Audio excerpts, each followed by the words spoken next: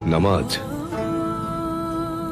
নামাজ হচ্ছে দিনের খুঁটি, রবের সঙ্গে সরাসরি যোগাযোগ, তার সামনে নিজেকে উপস্থাপন। আর এভাবেই তাকে দিনে 5 বার স্মরণ করবে। নিয়ামত রাজি আর জীবিকা তার কাছ থেকেই আসে। বুঝতে পেরেছ?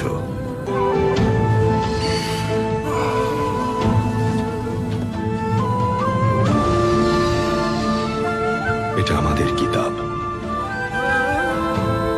আমাদের পথ, আমাদের আলো। এটি রয়েছে আমাদের জান্নাত।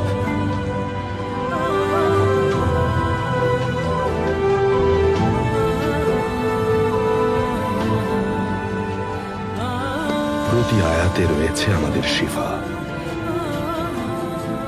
যদি তা বুঝতে পারি, তাহলে দুনিয়া আমাদের।